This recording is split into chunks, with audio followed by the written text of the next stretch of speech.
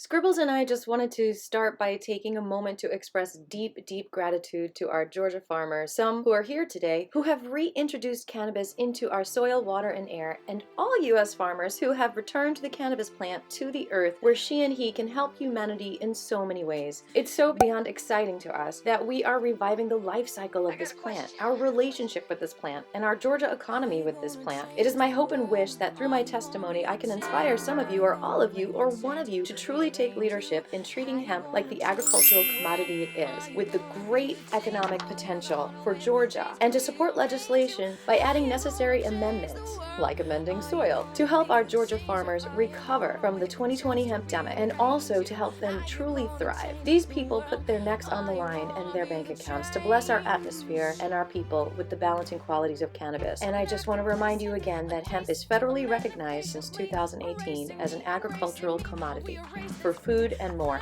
It looks like probably 10, 12 people signed up that would like to be heard. Just to give the little roadmap to the audience where we're going to hear this today as thoroughly as possible. Do not intend to take action on it. It's 4:42 right now.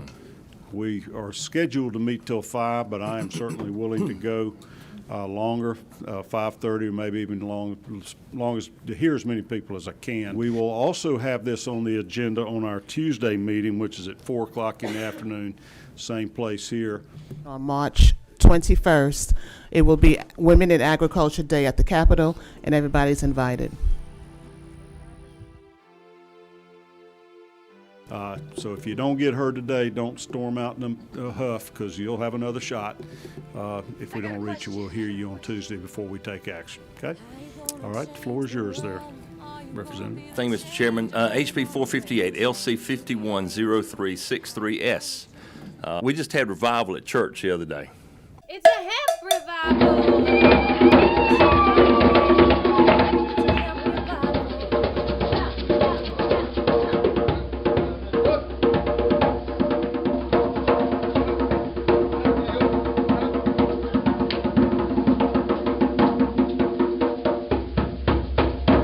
Pastor got up to speak, and he said, there's nobody more unworthy to speak and bring the gospel tonight than me.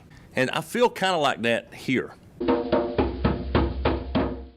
because I was one of 3 no votes on the inaugural hemp bill that we're operating under now in the House. My good friend, one of the closest friends I have in the House, John Corbett, carried the bill, and I voted no. Hey Clay, remember what you said to me when I came to your office and asked you to support the hemp bill that John Peasold was carrying? I think it was 2017? Or 16? But No? You said they're not ready for this. They're working on developing a pesticide for it first. Or maybe I'm remembering it wrong. If I'm remembering it wrong, let me know. But do you remember saying that to me? To my recollection, there's nothing labeled for hemp. Is that correct? that is correct. There's nothing labeled for hemp. So yeah, I was surprised to see you carrying the bill. But not when I saw that you were in the same district as Second Century Ag. So you might ask, well, why in the world are you carrying this one now?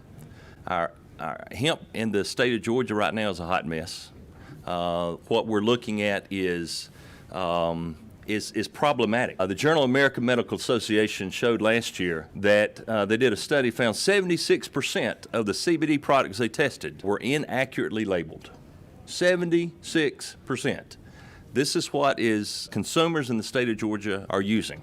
We have no idea what's in the products now. We have no idea where it's coming from or who's selling. So my intention here, there will be people speaking probably after me that will be in favor of this bill. Some think it should go further than what this bill does, and some might have concerns where this bill is. My intention of the bill is to put guardrail in place in an industry that we currently have in the state of Georgia that desperately needs it. Currently, a 10-year-old child can walk into a store and buy 100 milligram THC gummy, and it is completely legal. This should change. Correctly, currently, right now, we can do it. Y'all have your chance to speak. If you've signed up, let's be respectful to anybody speaking. It is super cool how Chairman Cowsert lets people talk for so long, and I don't think he cut anyone off. I love that. I want firm guardrails in place. This legislation puts those in place. It has the potential to help farmers. It has the potential to help retailers, and it has the potential to help processors. It will absolutely help consumers. I'm going to walk through this bill in a 30,000-foot view. I'm going to walk through both sections, but the chairman says when you walk through it quickly. Section 1 creates the language for a full panel certificate of analysis by an independent and accredited laboratory. Lines 33 and 34 specifically addresses that THC levels must not be more than 0.3% on a dry weight basis. It does not include the language. That's what the federal language is currently.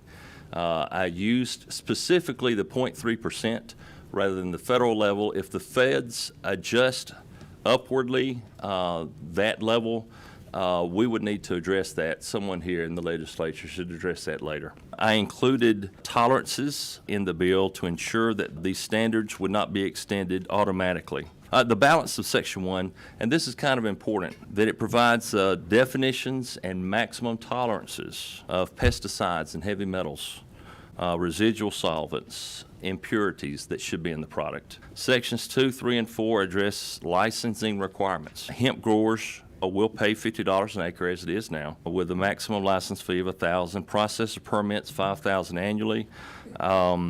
They will includes background checks that will be streamlined for growers and processors. Section 5 is new language. Retailers and wholesalers of hemp-derived products will be required to purchase a license issued by the Department of Ag. $250 annually for retail stores, $1,500 for wholesale stores. This is to create a registry, so of all retailers who sell the product. Section 6 is the meat of the bill for me. This is the truth and labeling portion of the bill. All consumable hemp products sold or distributed in Georgia must have a QR code on the packaging that shows a passing result of a full panel certificate of analysis. It shall be done by an independent laboratory. It also limits the THC per serving. The language will get rid of most of the unsafe and mislabeled products that are on the market. That's what Section 6 will do. That is that truth and labeling requirement.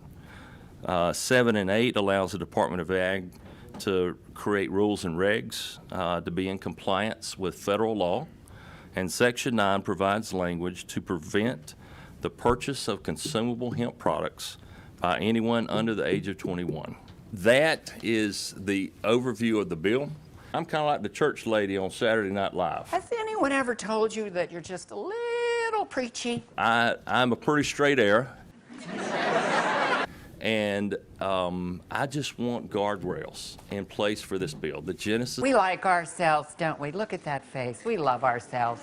The genesis of the bill is the industry needs guardrails right now in the state of Georgia. There it is. That's that happy superior face, because we love. Is this a perfect bill? I don't know.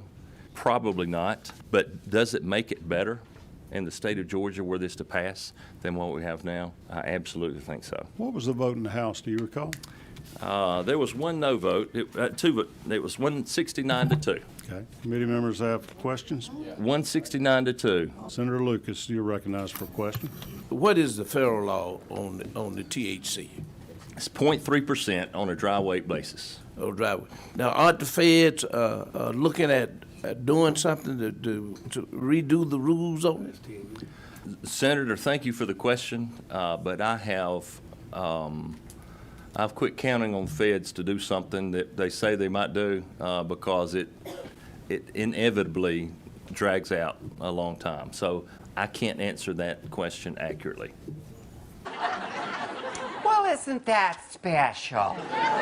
You got to forgive me for some of these just basic questions, but it's kind of new to me. Yes, sir. That 0.3% is for the raw product in the field, basically. Well, 0.3%, and I have phone a friend here. I have Russ Bryant here that is exceedingly knowledgeable in this area. And I wouldn't mind for him to speak to that, but He signed up. We'll get to him Okay, today, good deal. yeah. Thank you. All right. Because I wonder, is anybody, or are there any federal rules as to the consumable products, the gummies and the things that are being sold, what their percentage concentration of THC is, It is still 0.3% on a dry weight basis. even on any product made out of the hemp? That's correct. And it can apply also. So for the farmers, and I talked to several farmers a couple of weeks ago. I happen to be a farmer, but not of hemp. And there is a way to remediate a hot field. So if it tests more concentrate on the THC, which is the psychedelic part of the thing that makes you high on this product, if it tests hot, there is a way that you can remediate that down to a below the 0.3% level. However, federal law requires that once it's 0.3 or higher, that it's marijuana and it has to be destroyed. And there's nothing in this bill that will allow us to go something beyond that. That's kind of an odd plan for God to have for you, isn't it? All right. Other questions? Wow, well, what a fun trip you're looking forward to. Yeah. I rarely say this in an encouraging way, but see you in hell. All right, thank you. Thank you. I'm going to let some folks from the public speak here, and let's find out their thoughts. Is it Rahman Bush? I'm only going by your own handwriting best I can. Rashawn? Okay, I'm sorry. Lilu Farms. Lilu. If you would introduce yourself to us, tell us who you're with and what your views are on this bill. I will. My name's Rashawn Bush. I live in Rincon, Georgia. I'm a partner of a company that was originally one of the 6 hemp processors in the state of Georgia. We no longer process in the state of Georgia, however, but we still farm. We have production facilities and as well as retail stores.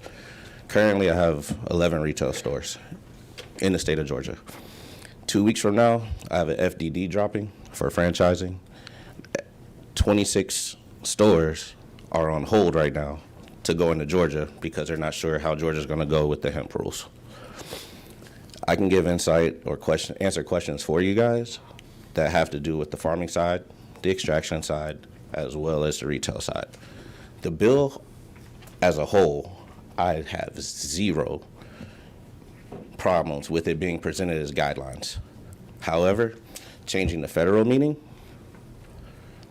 as far as the THC Delta 9, 0.3% to including all the isomers and polymers, I don't agree with. But accepting the federal rule on destroying a hemp crop that can save a farmer, it's like taking pieces of the rule and applying it. If the crop can be saved on the farmer side, why can't we implement that even if it's, sideways of the federal laws? Save the crop if you're going to implement the entire rule the way you want to do, because that's going to put the farmers in a tight situation. If you take away the THCA, HHCs, everything else that goes along with it, and the isomers and polymers, follow the federal meaning 100%. That's all I'm requesting. I got 2 issues with the bill. Everything in the bill that's guidelines that he's set forth, I'm pretty sure everybody that's in here in the retail side goes by those guidelines already. If they don't, that's the sketchy stores that you want to get rid of. Those are the sketchy stores I don't want to compete against. Every single one of my products currently, third-party lab approved testing, federal level. All under federal law, less than 0.3% in weight for Delta 9 THC. All of them have QR codes on them. Right there. I have not until now heard about federal testing of these hemp products. What is the agency doing the testing? SJ Labs does my testing. All right, but what's the federal agency? They're contracted out. So their process has to be approved by the government, by the federal government. So there's chemists that sit in a lab. They have to sit there and test these products, and they have SOPs, which are written by the federal government that they have to follow in order to determine what's what. Are you required to go through some type of federal testing to sell your products in your retail stores? I'm not, but I pay the extra to do it. Okay, and so all the products that you sell at the retail level have already been tested by SJ Labs or somebody comparable? Correct. Okay, and why do you do that? Because I'm aware of the issues that he's presenting for. But the way he's going, not the way you're technically going about, I'm just speaking about the bill. The bill, it narrows it down so difficult to operate and continue to operate on a business that's been thriving in the state of Georgia.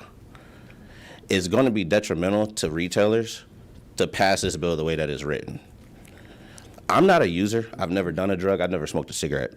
But I can tell you every day, my mom was a school teacher for 17 years. COVID happened. They really didn't care about how the teachers were being treated in schools. I opened her a store. She now runs her own store. She can tell you, she's here, she can tell you, every week there's somebody that comes in and thanks us for having the products we have. And the ones that are thanking us aren't thanking us on anything around 10, 25 milligrams. These are people who have mental issues, addiction, who need higher milligram dosage. In making a cap on the milligram, you're creating a situation for those people not to be able to afford to have an answer legally.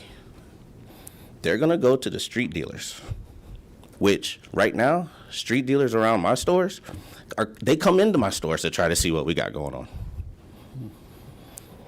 Everything I do is within the law, the federal meaning.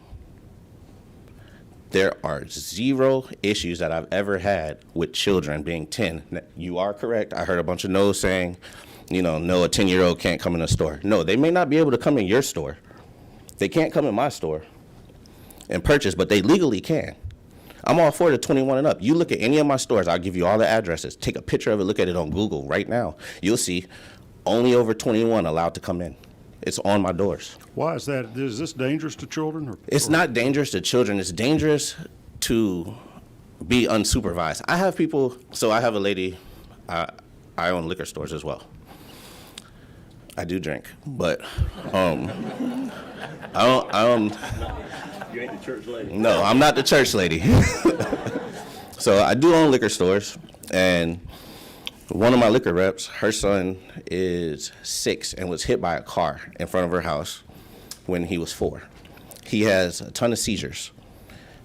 She came to my store, was telling me about the seizures, had to leave. I said, try some CBD. High milligram dose. Started giving her son around 300 milligrams a day. He's now having 1 to 2 seizures a month. Wow. So there's all these stories that we hear at the forefront of the retail side that you all have no idea about. And you'll read a study. Studies are great. Studies are not 100% applicable. You look at all the products that you mentioned that were purchased in the state of Georgia. How many was it? This was not just the state of Georgia. Mm-hmm. JMA had it, 150 products. Okay, you take the 150 products.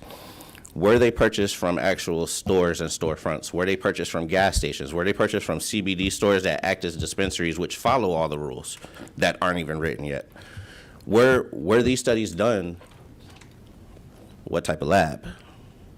What was it? A product already grown and extracted and made in Georgia, like mine? It's so many out there, so many from overseas. There's so many things. And a lot of these packagings where they can go and purchase things, retailers will tell you, those packagings you can buy on Amazon and seal them at home with an iron. Do you test the products in your store that are made overseas or out of state, or do you sell anything that's not a Georgia product? No, I sell things that aren't Georgia products, but I don't sell anything that doesn't come to me with the COA. I don't sell anything that's made overseas. I sell what's made in North Carolina, California, South Carolina, Georgia, and Florida.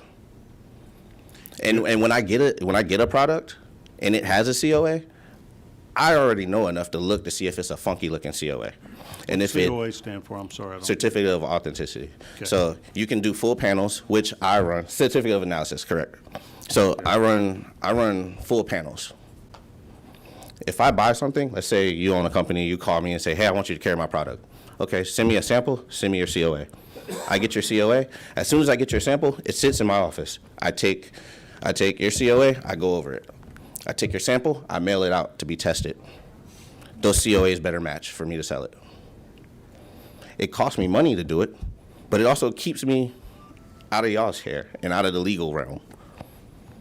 That's what, we're all okay with that. We already mostly do that, the retailers that are policing themselves.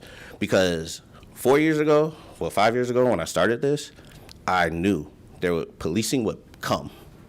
So why not already enact as a law would probably be written? That's what I've done. That's why I'm all for the bill, except for those 2 sections, because the lower milligram is not going to help your vets that have PTSD. Who wants a whole bunch of vets up here protesting against this bill once it passes and making issues? And I'm going to tell you this, I know this from firsthand. I have a partner store in downtown Savannah.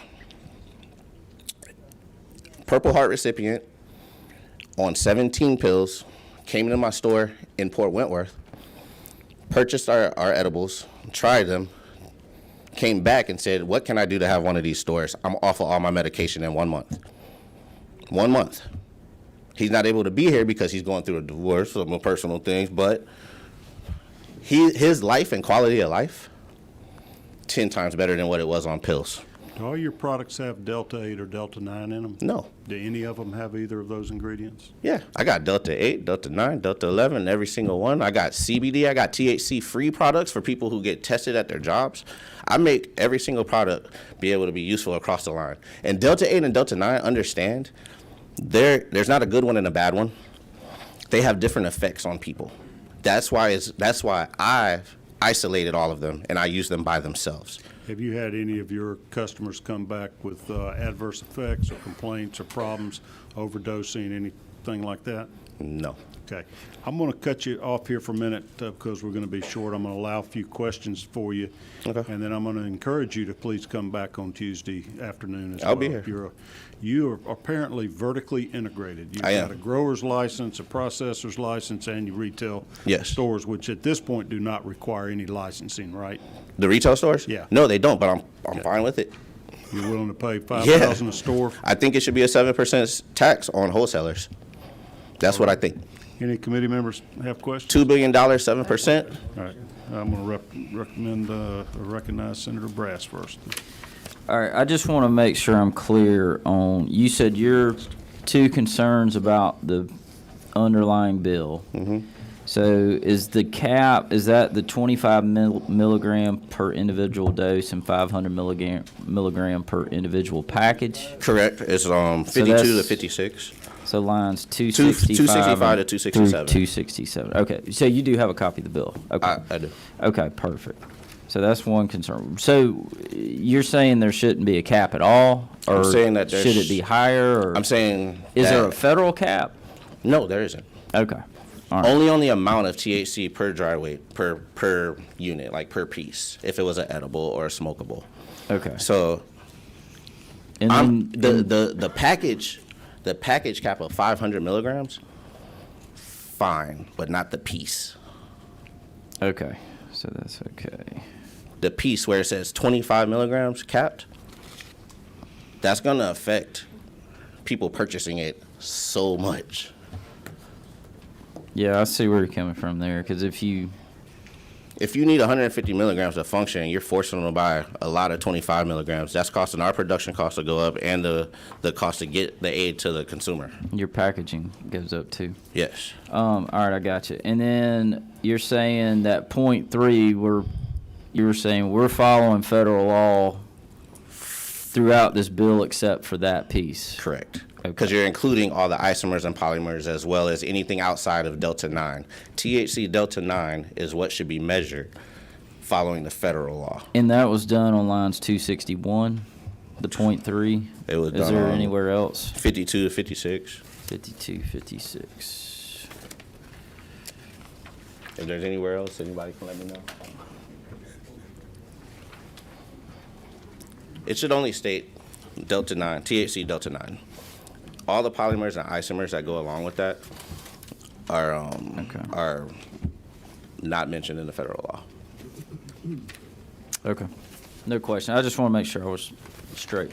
Thank you. So part of what we're hearing and what's generating this public outcry is that that federal law has loopholes.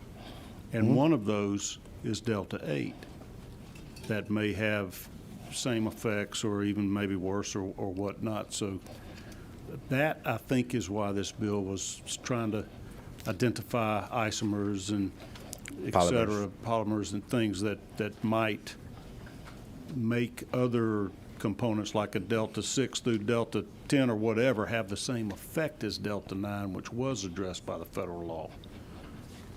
How can we get to that? How can we close that loophole other than identifying these isomers, et cetera, and testing for them? Will I call it a loophole? Yeah, I'll agree with you as a loophole. But Delta 9, in its strength and in the quantity that it's grown in a marijuana plant, is more effective, folds times stronger than Delta 8. You take Delta 9, look at 25 milligrams of Delta 9, look at 25 milligrams of Delta 8. You have a heavy consumer who uses both of those. 25 milligrams of Delta 9, it's going to go 2 times as longer and stronger as Delta 8. Delta 8 is a cure for those people who need that longer and stronger, but they have to get it a couple more times already. It's already like that. All right, Senator Summers, you got recognized for a question. Thank you, Mr. Chairman. I appreciate you doing the testing. I like that. That's very, you're I think you're way ahead of most of them. Where are you say you had Georgia-grown products. Where are they coming from in Georgia? And is the company that you're buying from testing them? Which one? I'm assuming the you're plants? buying oils. Oil, yeah. We get oil and plants, so what we do is we get a percentage of the farms that sign up with us to process with. Are you, excuse me, Mr. Chair, follow up?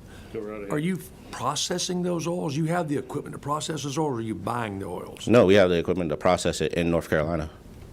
You're extracting the oils, and you're bringing them into Georgia.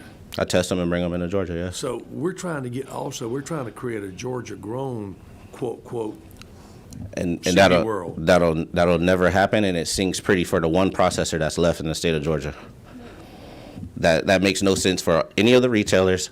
None of the farmers in Georgia are going to be able to support the money that's already being made in this industry. And to move hemp across state lines is completely legal. Move marijuana across state lines is not legal. So we grow hemp. Identified as hemp. Well, I mean, Yeah. I don't deal with marijuana, but it can't go across. So ours is extracted, North Carolina. Our COAs are all done in SJ Labs in Georgia, and all of our products for our stores come straight from this state as much as I can use. But you do that, you don't have enough farmer support because there wasn't none in the beginning for the processors. Georgia did it backwards. So when I went and got a processor license for $25,000, there was nobody to process. So it's like survival of the fittest, right? Right across the state lines in South Carolina, $5,000 for the same license. Go up north to North Carolina, $1,000 for the same license, and it could be in your backyard. There's differences. So once Georgia made it difficult for the processors, now the processors are like, why should I renew this license? Then they increased it to $50,000 for renewal. For what? So why are there no growers in Georgia? I thought we had 140 licensed or something. No, you may have 140 licenses. Check to see how much pounds they're growing. So why couldn't you get enough business to survive as a processor here in Georgia? Because the amount that we use in the state of Georgia can't grow and you can't process it fast enough. There's a process to processing. So if I spend $3 million of my own money and I set up the top-notch, top-tier processing that I would choose to use, which would be solventless, which is what I currently use as solventless, so there's no solvents in my products, no heavy metals, none of that. So I use that $3 million, I'll be able to probably push through around in a day, running 24 hours on a push-button system on a $3 million system. I'm probably going to be able to do 50,000 pounds. 50,000 pounds in Georgia-grown light is going to give you oil that is subpar to California, Florida, anywhere, unless they grow indoor. Once they grow indoor, that's a smokable flower. Nobody's going to want to extract that. It costs too much, so you got to sell it up here, not down here. Georgia outdoor and grown flower is not that great. Okay. It's not that great for processing. It's not that great for smokable. It's not that great for consuming. Because once you get an oil, it's not just the oil. You have to look at your percentages of all those THCs and all those CBDs and CBGs that you see in there. Not happening from our light. Last follow-up. Senator Summers, last question. You're okay with the testing, obviously, I'm making sure. Yeah, of course, And 100%. So these products that we don't know where they're coming from, China, Mexico, wherever, that would take care of that issue if we did the testing, don't you think? Yeah, if you required it and if you followed up and policed on it, of course. But that's not going to stop China and everybody else and wholesalers from bringing it in and people in stores purchasing it that don't know.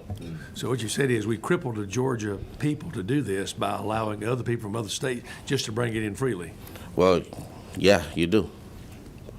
It's no way to police it. And even if it comes in, wholesalers get it, then the wholesalers push it out. So the first issue is gas stations. That's what everybody's gonna say. Gas stations, right? Go into gas stations, see what they have, ask them questions. They're not answering the same things that we're able to answer or guide the customer along the way, and it's not an experience. It's not a learning experience. So I can get where that bill could be helpful. I understand it. I agree with it. Because all in the end, you got to look at the consumer.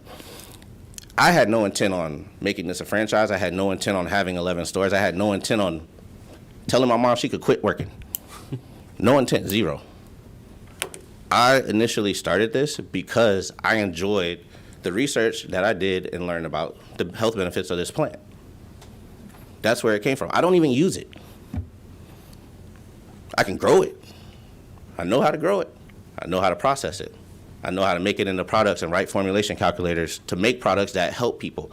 I get people that come into the stores and say, hey, I buy this gummy of this THC and I buy this gummy of this CBG.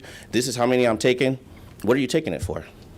Oh, I get the shakes. I got ALS or, yeah, and it helps me with my shakes. Okay, give me 1 week. I'll formulate you just a gummy and I'll put it in all my stores and let people know this helped you with that. Now I got 60, 70 different combinations of gummies that help people that sell. And they're all more than 25 milligrams. One more question. Last question. So you extract the cannabinoids yourself and change the gummies? And make them into gummies, yes. I have a chemist that does it. Cannabinoids out of the oil and make them into gummies? Correct. Impressive. Now, again, with that same process, you take Georgia oil, take California oil. I can make more gummies with the California oil, even though they're both a liter, than what I can with the Georgia, because I stay consistent on my product. So the percentages of the THC have to be the same, not the amount of the distillate. Gotcha. Senator, again, you're recognized for a question. Thank you, Mr. Chairman.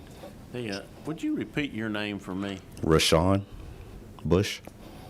Mr. Bush, that was the only question I had, but I want to compliment you. I know nothing about this subject.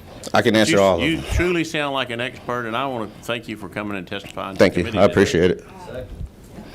Thank you. Absolutely. All right, thank you, and we hope to see you back on Tuesday morning. Thank you. I'll be forward looking to see all of y'all. It's my first time speaking in front of everybody. I'm a little nervous, but You did great. I did all right. Thank you. 4 in the afternoon. I'm sorry. All right.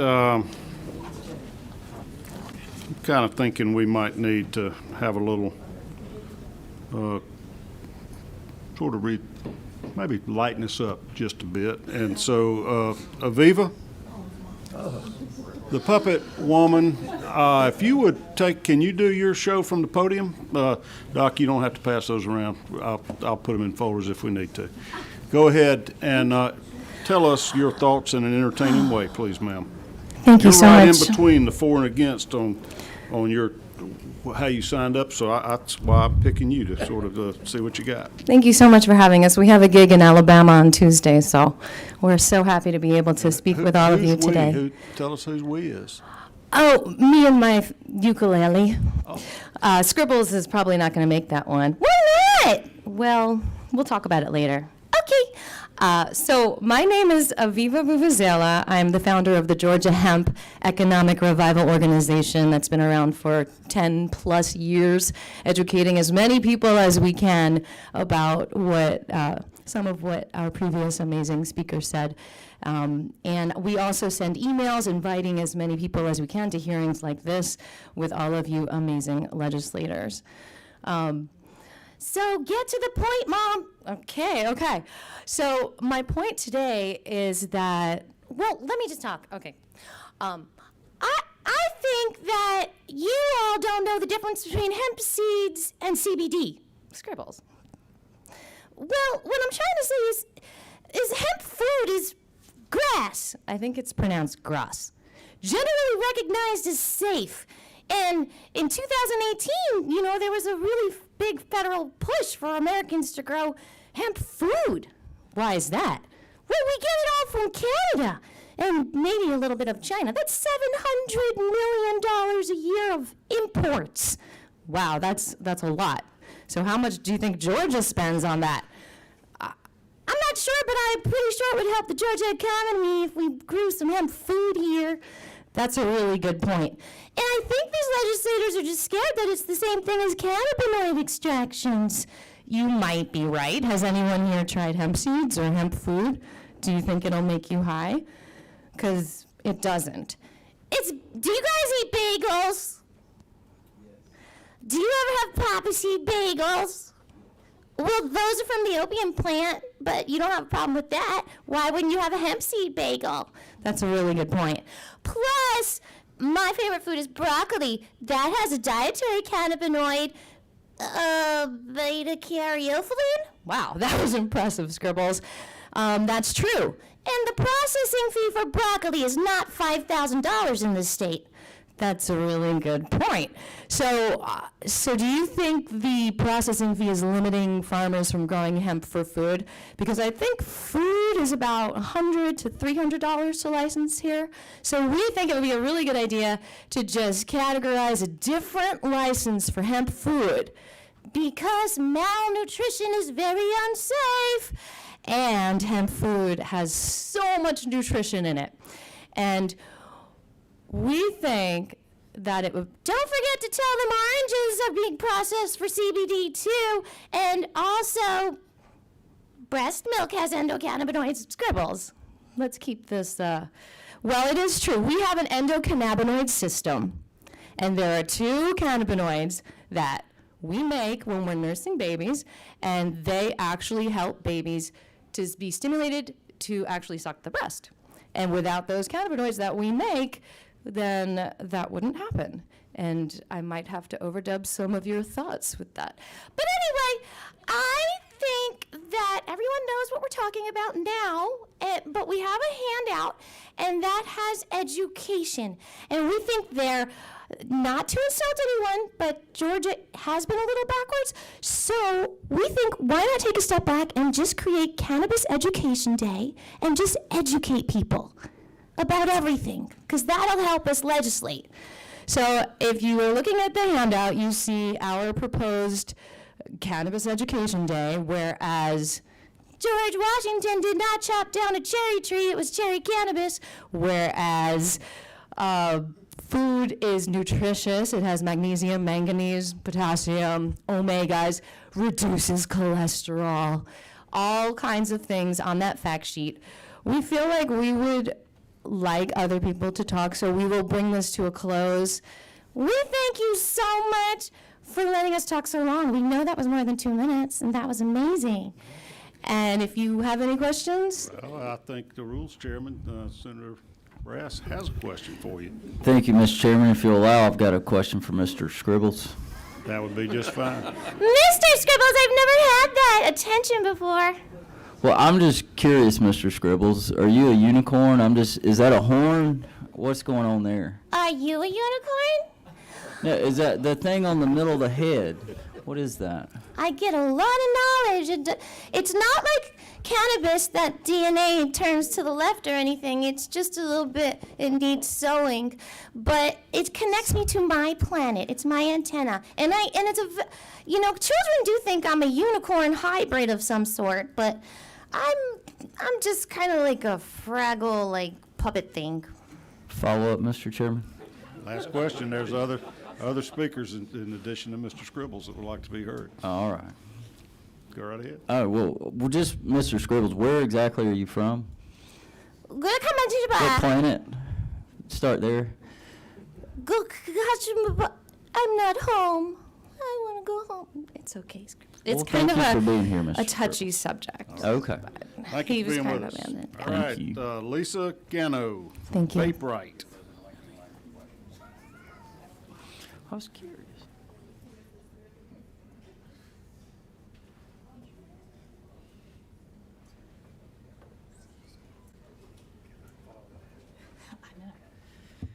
I know. Hi, I'm Lisa Gano with Vaporite, and I feel kind of nervous here following Rashawn because I'm not as knowledgeable as him or as entertaining as Mr. Scribbles.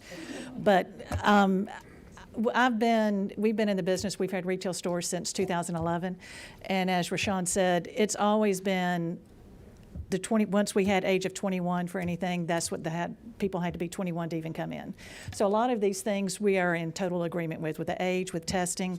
It is all ready to where before anything comes into our stores, do they have third-party testing? We want full panel testing. We want to have that QR code. That must be on anything that comes into our stores for us to sell. One of the things that I'm concerned about is with the portion, with the 25 milligram and the total of 500 in the package. If we do that, of the total SKUs I have in my stores right now, 65% of them would have to be removed. And of that 65%, 57 of those are currently taxed on the vapor tax. So all of those would have to be gone as well. That's my biggest concern of how much that would be missing from my stores. Everything else, I completely understand the framework on this, and I think we do need to do something because you do have bad players in the game, and those people who don't want to abide by these things do need to go. I'm short and quick. Is there? That's all I have. Any questions? Senator Brass, you're recognized. So you said 67% roughly would have to come out of your store? 65% of my current SKUs that I have today. Is that because of the 25 milligram or because of the 500 milligram? Both. Or both? Both. Okay. All right, that was it. What type of time period would you need to exhaust that supply without just throwing it out? I mean, if we can change the effective date of this or schedule it so that you would have time to sell that in the normal course of business. I'm usually I order things like on a 3-month time period. So, but I usually have some left over. I'm not out, so over 3 months, so 3 to 6 months, I would say. All right. To make sure. Thank you. Chairman Summers, you're recognized. Mr. Chairman, thank you. Nobody seems to want to do the 25 milligrams because obviously, is it not enough for people? Tell me where we're missing on this 25 milligram. On some things, and some things don't come that way. It's like a cream. I have a cream in my store that would have to be taken out because it is over the 500 on the total. There's not a per serving on that. The per serving would be on like the gummies or the edibles. That is not going to take it. That has nothing to do when it's a cart or a disposable that's being vaped. So those are pretty much all of those would be gone. Wow. That's crazy. And, I mean, yeah, it affects a lot of things. And that's why all of the disposables, all of the carts, those would all be gone, and the excise tax would be lost on all of those. Sure. Thank you, Mr. Chairman. Call up. If we limit it to 25, are you telling me that possibly if people need a lot more milligrams, they're just going to take a bunch more gummies and then have to pay a lot more? And on some of those, yeah. Is that where we're going here, guys? And you just pack it all in? So to get where they need to be, is that? Yeah. On some of these people, yes. So what would be a limitation? What would be a number? Well, it comes in because some things aren't, that's only on the edibles. So you have those that some of them are larger than that. They could be 30, it could be 50 on those, on milligrams. But a lot of things that to me on the 500 milligram total, that's even a bigger issue because that excludes many other things that would have to be gone because there's not a per piece. Can people overdose on these? Not that I'm aware of, no. Okay. Your vape store, do you have THC vape cartridges? I do, yes. And are those felonies? I'm seeing No, kids sir, in nothing. Athens vaping that are getting arrested for There felonies. is nothing in my store that's going to exceed that 0.3%. Okay, so that's why it's not. Yeah. All right. There is nothing. I'm not going to have anything in my store that has that in there. Okay. Thank you. No further questions. Appreciate you keeping it brief. It gives other people a chance to be heard. All right, got another sloppy handwriting. You have to come introduce yourself. HC Industries, LLC. Can't tell if you're Cody or Jelly or. All right. Tell us who you are then, because I don't know. Can't read. Yes, sir. My name's Cody Smith. I'm from Camden County, Georgia, and I'm a retailer. I'm a hemp retailer. I have it prepared because I do want to respect your time. I do want to go off a little bit and just say that I was one of those people that thought that you could not remediate hemp, but there is a USDA plan available online, and it's actually in the Georgia Department of Agriculture rules and regs. So even though it's not codified in law, it is in rules and regs. And now to my prepared statement. Ladies and gentlemen, I'd like to thank this committee for allowing me to speak today and working as hard as you do on the people's business. My name is Cody Smith, and I'm blessed to have called South Georgia home for the majority of my life.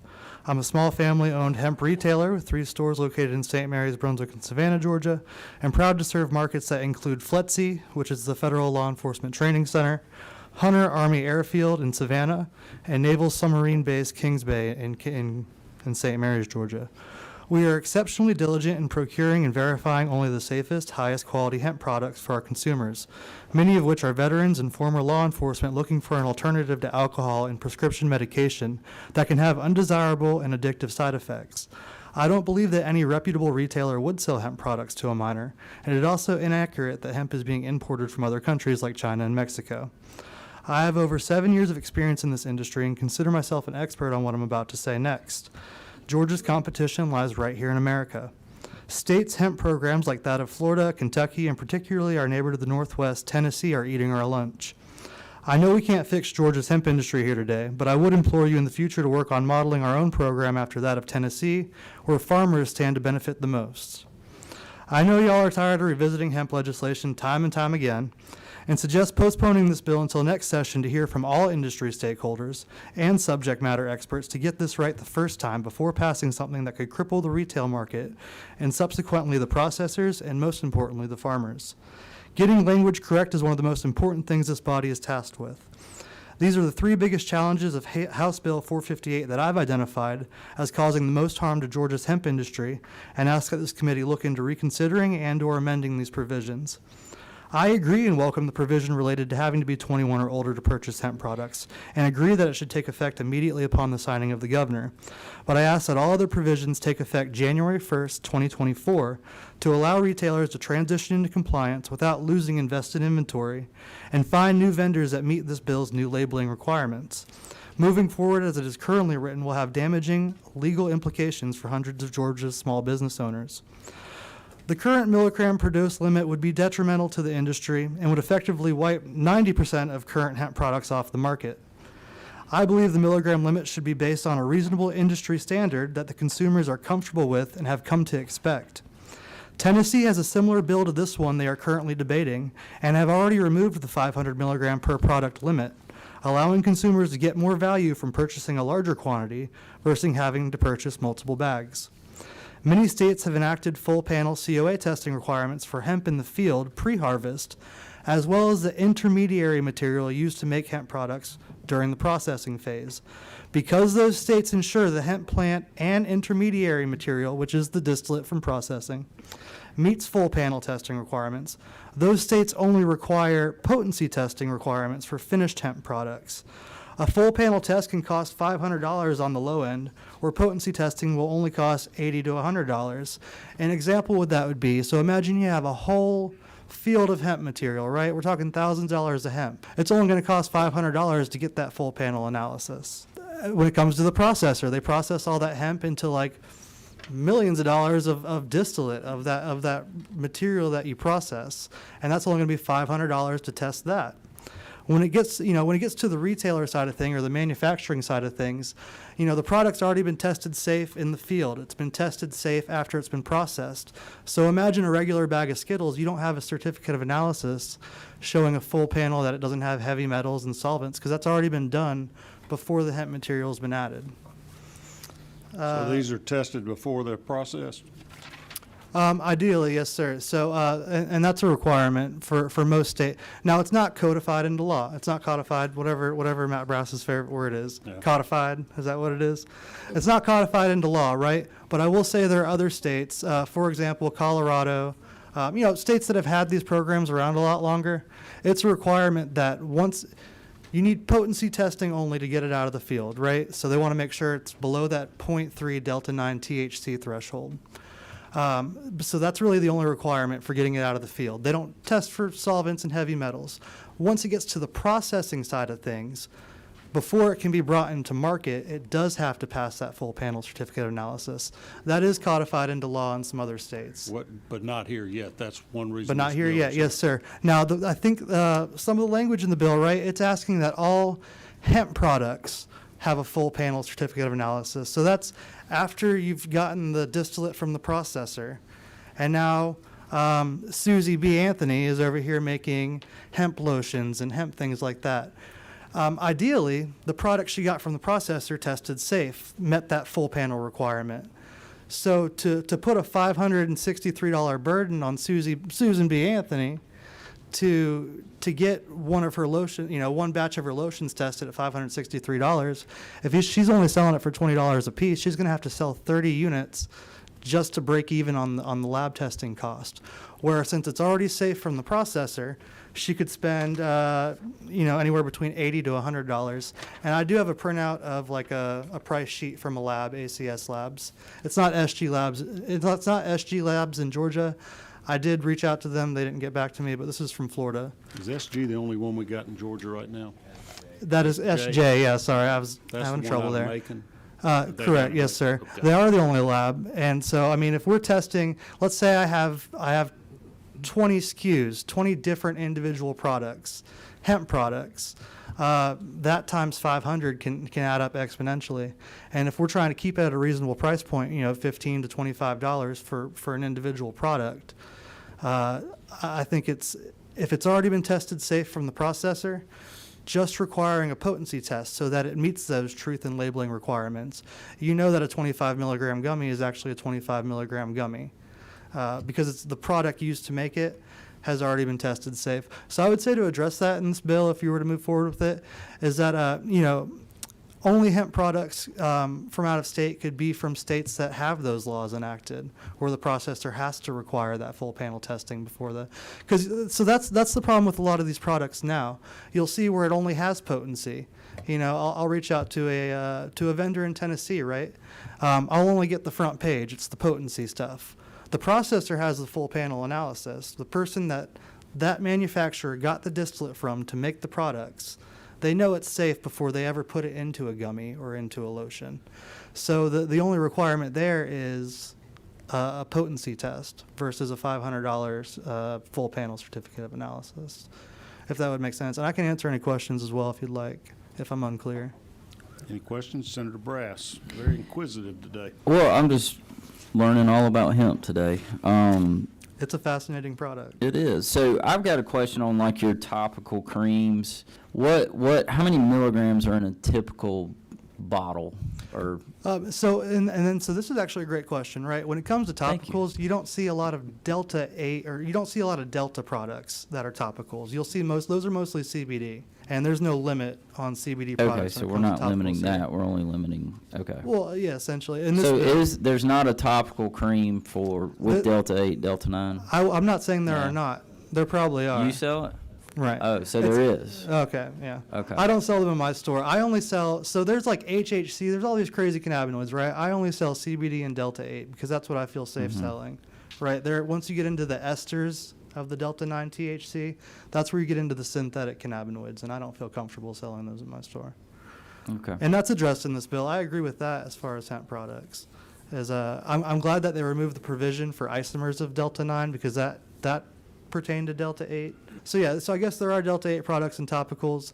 I mean, a dose would be whatever you consider. Well, I'm not worried about the dose. I'm worried about the package. I don't know how you'd limit the dose of a topical so in cream. my experience, I've had CBD lotion I've used on my back, and it essentially feels like icy hot, but like the roll-on. But yes, I don't sir. know what's an icy hot, and I yeah, know of what's in course. that. It comes from a plant, so I'm fine with it. Of course. Well, there should be a QR code where you can see the certificate analysis for potency.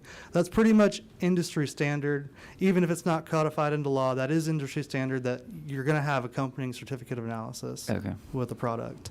To answer your question, there really is no limit.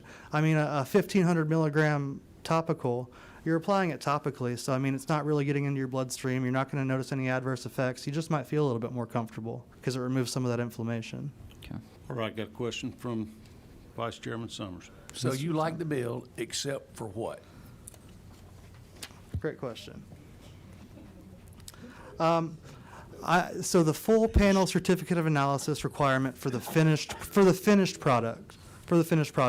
If we can get a full panel certificate analysis at the processing stage, that's the oil, that's the distillate that you're using to make products. So I mean, it stands to reason that should be safe before it ever goes to market. It leaves the processor, and that just saves the manufacturers $500 a pop every time they make a batch. If they get something from out of state, that their processors meet that requirement, right? And all they have to go on is a potency analysis. It tells you how many cannabinoids are in it. That it would save them from having to pop out $500-something for a full panel, because it met the requirements of that state that would have the same standards as Georgia. Let's talk about that real quick. What other states do require a full panel analysis at the processor stage? Yes, sir. So I did some research this morning, and I didn't write it down, but I know for a fact California does. I know for a fact Colorado does, Washington State does, and I believe Kentucky does. So if you're selling products in your store Yes, that sir. are manufactured from states other than those, or somebody that requires that full panel, you can't guarantee its safeness. So I purchase from a very limited number of states, right? So I have a vendor out of North Carolina, and they do have that requirement. I have a vendor out of Tennessee, and then we used to have a vendor out of Colorado. We don't use them anymore, but they meet that same requirement as well. Now the problem is that their end product, right, like the package of gummies or the bottle of lotion, it'll only have potency, right? But that's because we know they use safe product, because the product that they used to make that was verified safe and met all of those standards in the processing stage. Very informative, thank you. I'm going to have time for 2 more speakers. I'm curious if, Mr. Chairman, if all this same group testified in the House, did you have as much testimony over there? It was a full testimony time. Okay, sounds good. All right, I'm going to hear, before we leave today, Sebastian Carlson, because you came all the way from Colorado. Yes, sir. You happen to be next on the list, so I'm going to get you. I also have Russ Bryant here. Looks like Chris Stapleton back there, and he's with the one, I think, about the only open processor in Georgia, so I want to get the insight from the processor. Greg Raduca, if I had time, I'd want to hear from you too, because I know your perspective on the danger sides of this, and I want a committee to hear it, but it may not be today. Since you're local, stand by for Tuesday. All right, Sebastian, introduce yourself. Tell us who Thank you you, are, where you're from, what Chairman, you do. Senators. My name is Sebastian Carlson. I am the senior chemist of a hemp processing facility. I'm also the senior chemist of a functional mushroom extraction company dealing with reishi, lion's mane, cordyceps, those sorts. I also own my own extraction consultation business. I've been a research chemist for just under 10 years now, both in the university and now in the private sector. So I'll try to be quick. In my opinion, this bill is well intended. However, it's wildly inconsistent as it stands. I definitely agree that the regulation should be put into effect and that we should have a minimum age to purchase these products. It should definitely be 21 and up. No kids should be getting their hands on this stuff. So some issues that I have with this bill is specifically the language that's used to define a hemp product in lines 29 through 37. It only defines a hemp product as containing delta-9 THC or esters of delta-9 THC less than 0.3%. So by my interpretation of that language, there are hundreds of cannabinoids in hemp that wouldn't be regulated under this bill. And anybody that was making one of those, and many of those other cannabinoids are also psychoactive. So if anybody's making one of those, this bill doesn't apply to them. So that's a huge issue that I see. It also removes THCA from the definition, but later contradicts itself in line 45 and 46. It suddenly brings up THCA. Tetrahydrocannabinolic acid is not an ester of THC, so basically expecting THCA to be umbrella affected by the ester definition, it wouldn't. It's a carboxylic acid.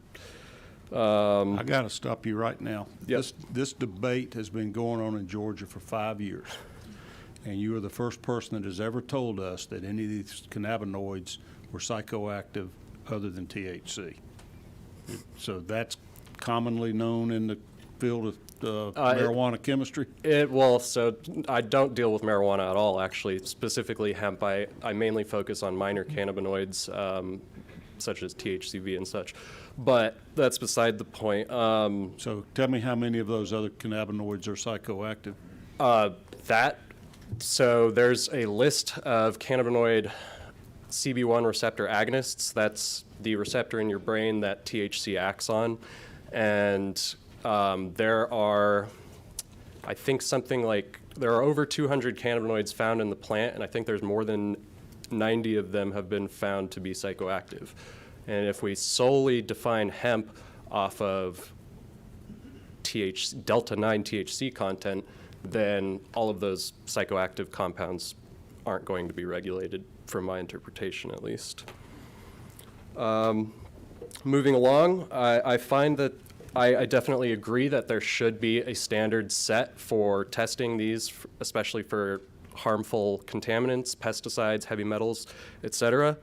However, the testing limits brought up in this bill are quite seemingly arbitrary. Seems like they were pulled out of nowhere. They don't line up with FDA levels, and they don't line up with similar states, such as Florida, and the North and South Carolina doesn't line up with those states. It seems like it kind of just grabbed it out of thin air. Furthermore, it bans exo-THC as being an ester of THC, but exo-THC is not an ester of THC. It is simply the 9/11 double bond position of THC.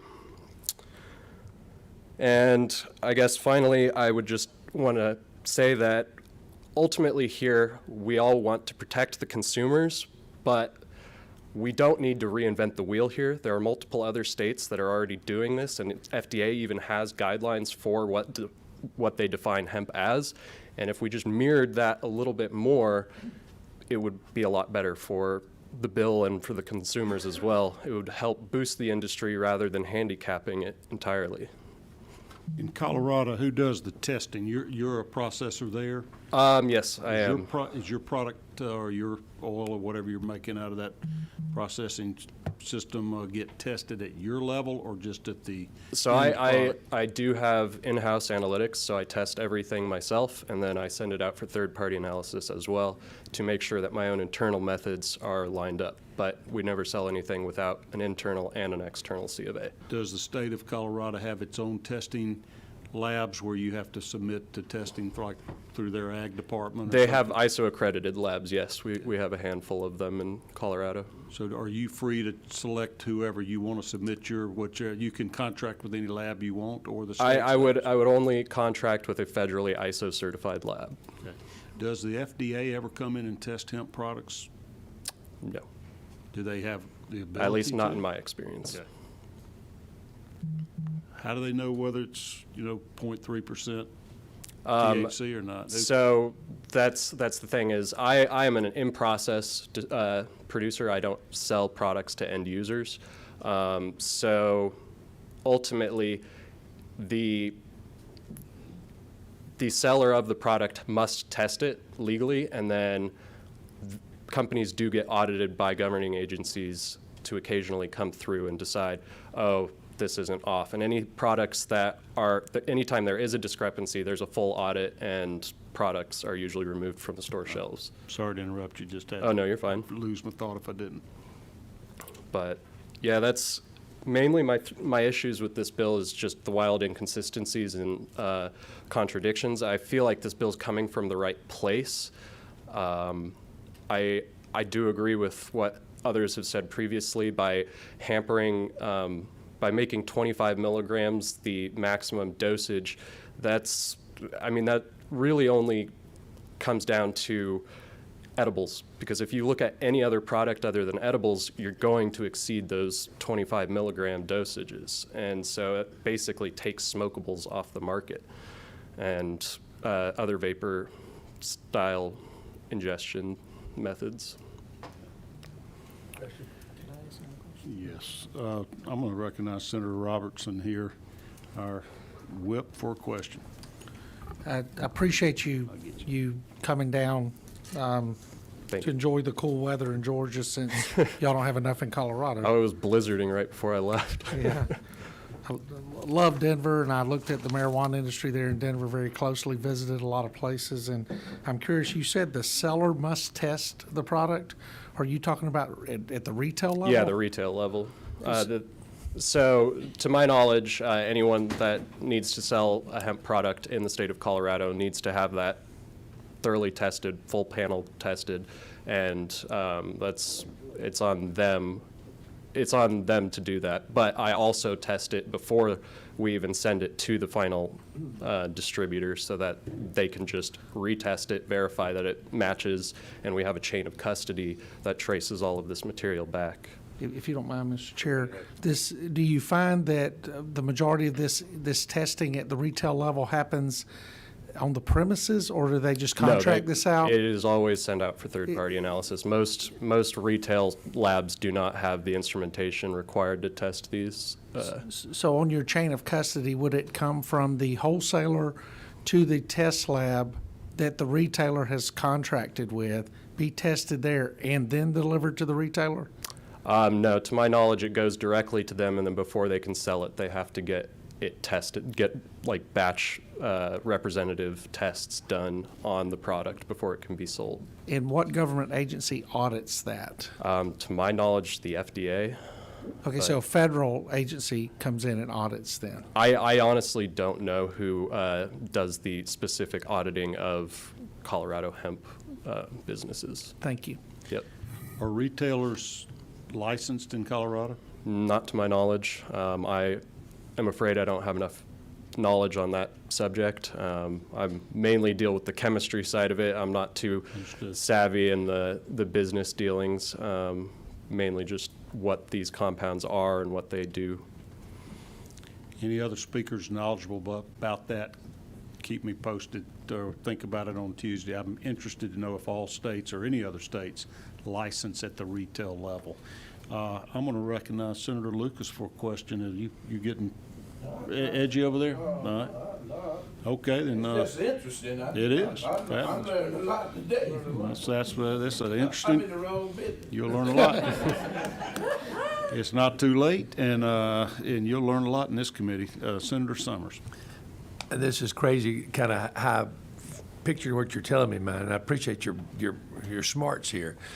You make the product, you sell to retailers, wholesalers, what do you want to call it?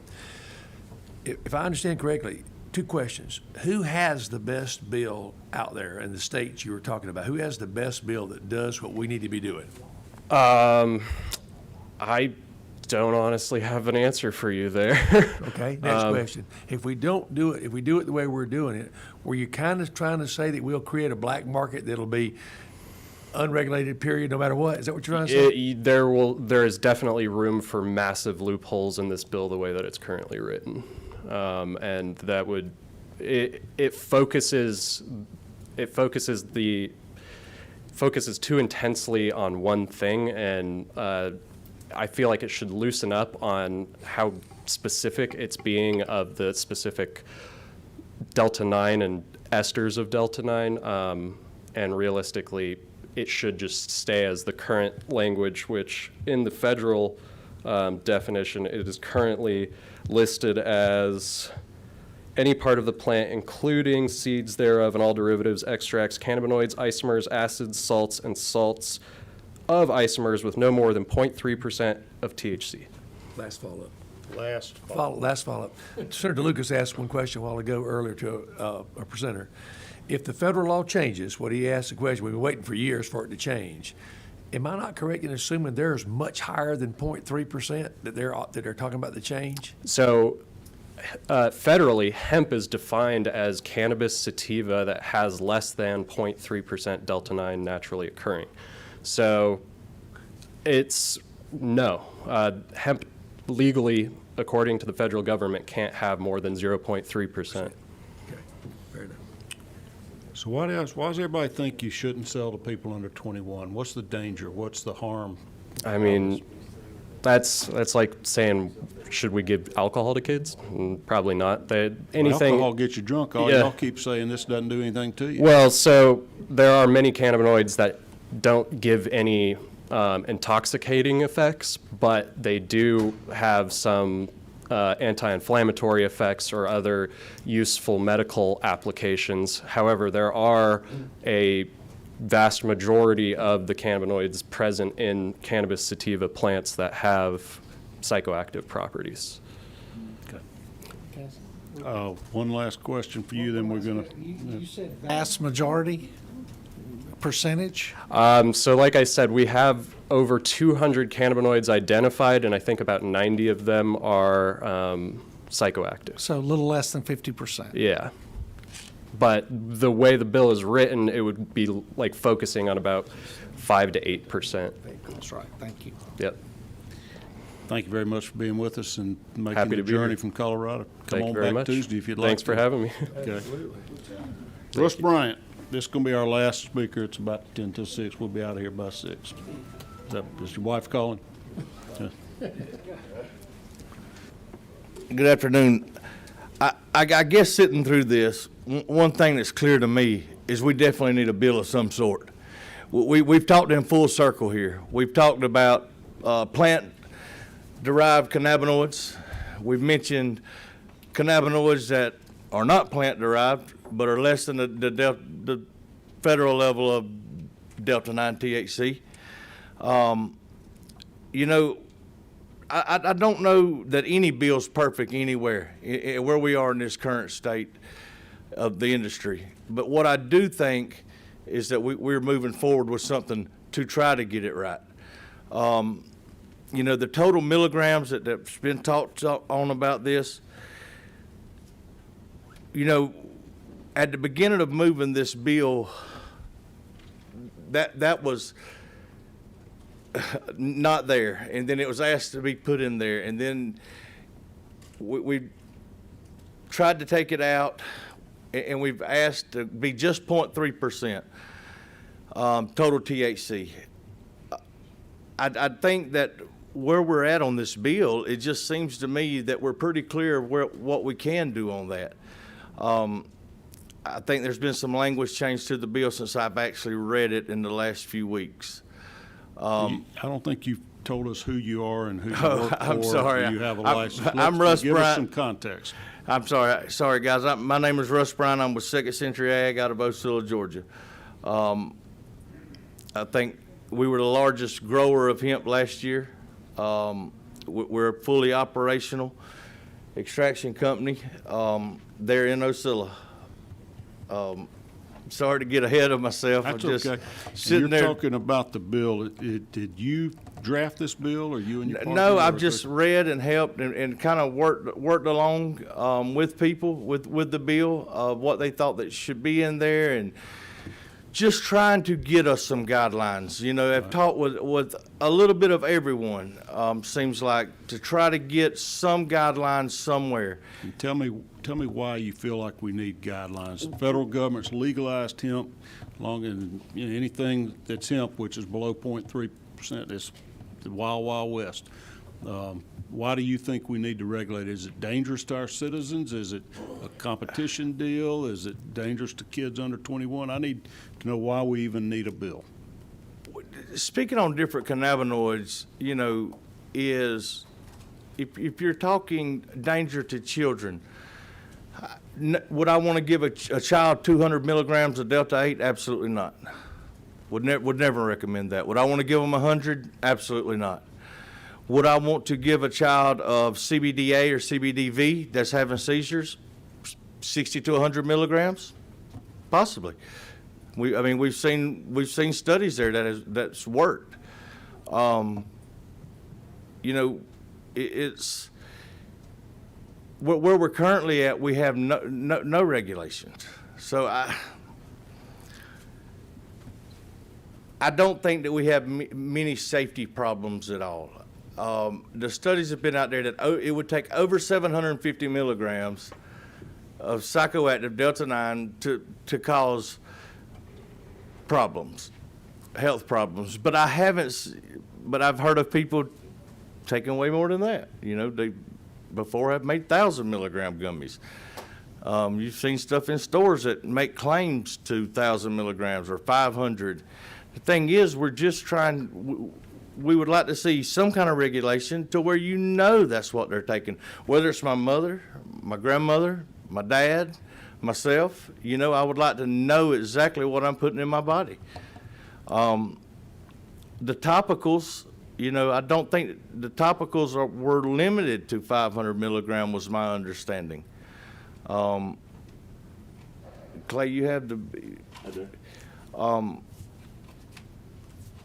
Because your body, you know, it works as a topical's a little different. Your body works as a protector when you're putting it on topically, and it goes through the pore to where it's not getting into the bloodstream. So you're not going to fail a drug test topically. It's like having a shield there.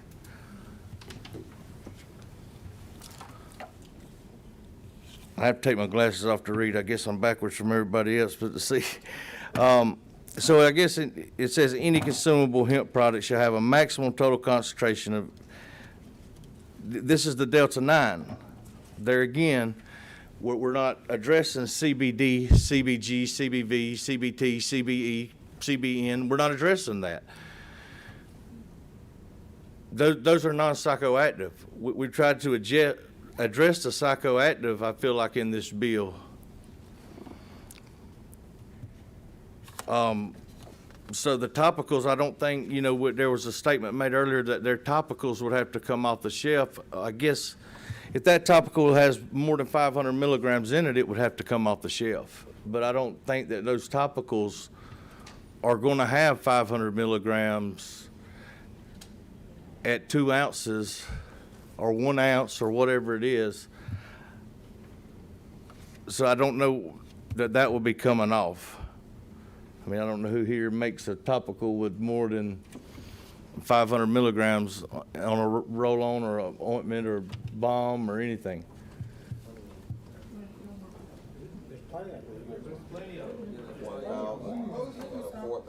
I'm gonna recognize Senator Lucas for a question. Hold on, we're saying 500 milligrams of, I'm sorry. Okay, I guess I'm saying 500 milligrams of Delta-9 is what I'm asking. I don't think we're getting rid of, I don't think there's many of those out there. Let me ask you, Maybe I'm wrong. I Senator haven't seen Lucas them. has a question. You a grower? Yes, sir. All right. Can you reduce to the 0.3% on the hemp if the hemp you growing tests more than 0.3%? I haven't had any of mine tests over the 0.3%. So you don't know whether or not if you got a field and you over the percentage, is there any way outside of getting rid of the whole crop to reduce it to what the law is? Yes, sir. Absolutely. We can remediate that. We can remediate all the THC in-house at our processing facility. Oh, okay. So you don't have to throw away the thing, but you can make it to where it's legal.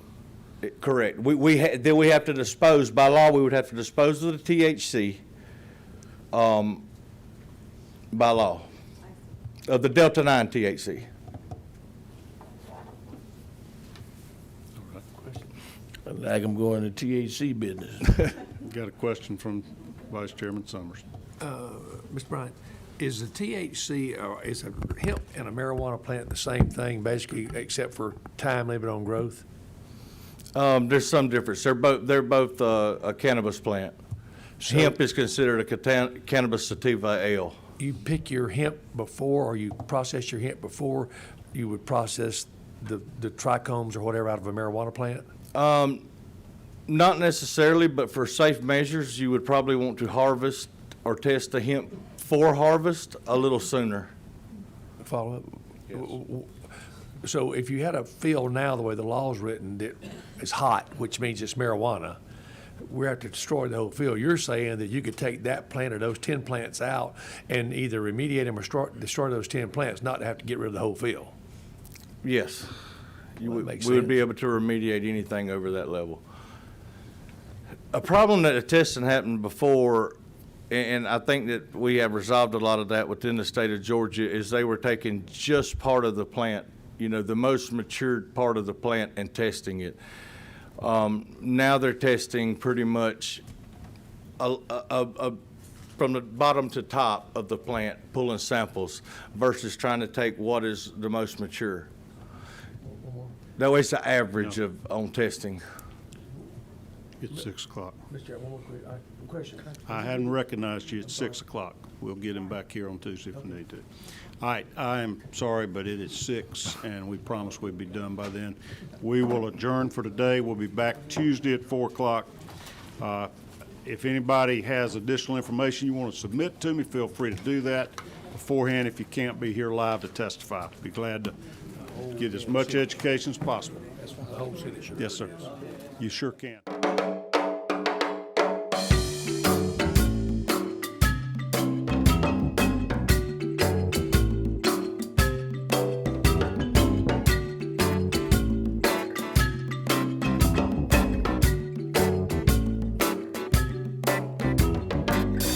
Don't you want a car that runs on cannabis? And those new to me and new to my channel, please do make sure you go over to the Hemp News playlist and check out our very informative documentary, Hempdemic. You will not be disappointed with the knowledge you can learn. Also, if you like this video and maybe learned something, please consider making a donation and subscribing to this team of musicians, performers, and creatives who fund the Georgia Hemp Economic Revival Organization and make these videos possible. Aviva and the Flying Penguins. Please donate here.